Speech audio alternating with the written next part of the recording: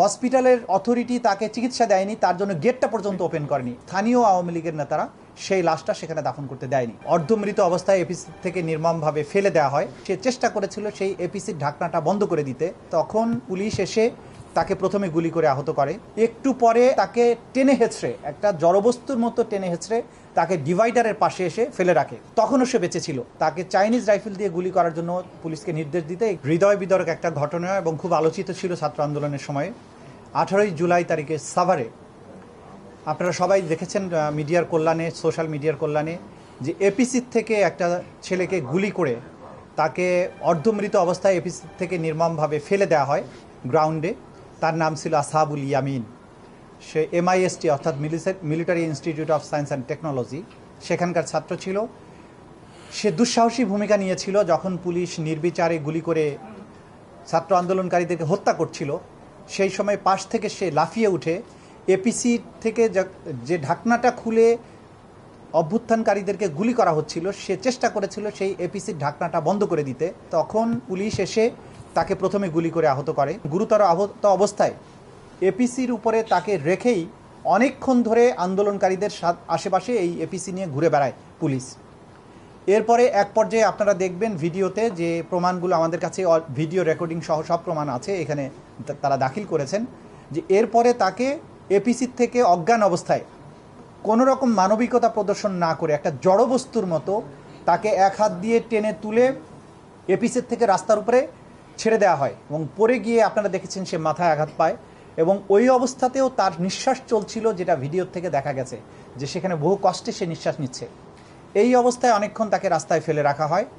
একটু পরে আবার দুজন পুলিশ এসে তাকে টেনে হেঁচড়ে, একটা জড়বস্তুর মতো টেনে হেঁচড়ে তাকে ডিভাইডারের পাশে এসে ফেলে রাখে।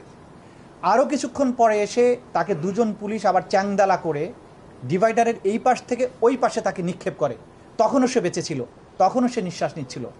এক পর্যায়ে আন্দোলনকারীদের সাথে ধাওয়া পাল্টা ধাওয়া চলার পরে পুলিশ তখন বলে যে তাকে আবারও পায়ে গুলি করো। এইরকম মৃত প্রায় একটা ছেলে, তাকে পায়ে গুলি করার জন্য বলা হয়। তখন ওরা পায়ে গুলি না করে এক পর্যায়ে যখন তাকে টিয়ার সেল, এর মধ্যে তারা বলে যে চাইনিজ রাইফেল দিয়ে তাকে গুলি করো। মানে মৃত্যু নিশ্চিত করার জন্য 4-5 বার গুলি করার পরেও তাকে চাইনিজ রাইফেল দিয়ে গুলি করার জন্য পুলিশকে নির্দেশ দিতে, এগুলো ভিডিওতে শোনা যাচ্ছিল। সব কিছু প্রমাণ এখানে আছে। শেষ পর্যন্ত চাইনিজ রাইফেল হয়তো অ্যাভেলেবল ছিল না ওই মুহূর্তে, তারপরেও তার বুকের উপর একটা টিয়ার সেল মেরে তারপরে ওখান থেকে পুলিশ পালিয়ে যায়।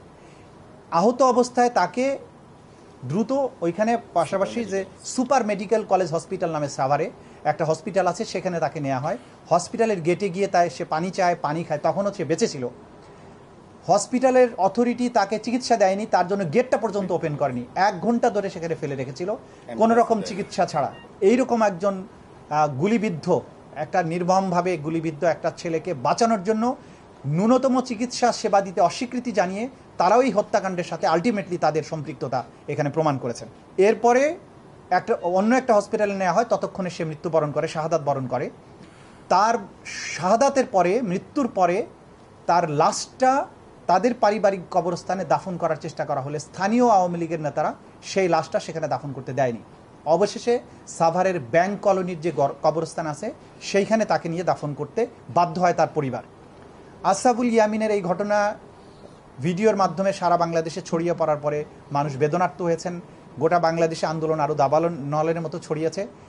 এই যে তার হত্যাকাণ্ড, এইটার জন্য আজকে তার পরিবারের গতকালকে তার পরিবারের পক্ষ থেকে তার মামা এসে আমাদের ট্রাইব্যুনালের কাছে এই ঘটনাগুলো বিস্তারিত বিবরণ তুলে ধরে প্রধানমন্ত্রী সহ 78 জনের বিরুদ্ধে, এখানে পুলিশ প্রশাসন যারা এপিসি চালিয়েছিল, এপিসির ভেতরে যারা ছিল এদেরকে আইডেন্টিফাই করে সাভারের পুলিশের যে সমস্ত অফিসার ছিল সেগুলো সহ, যারা চিকিৎসা দিতে বাধা প্রদান করেছে সবার নাম সহ মোট 78 জনের বিরুদ্ধে এই অভিযোগ গতকালকে আন্তর্জাতিক অপরাধ ট্রাইব্যুনালের প্রসিকিউশন টিমের কাছে তারা দায়ের করেছেন।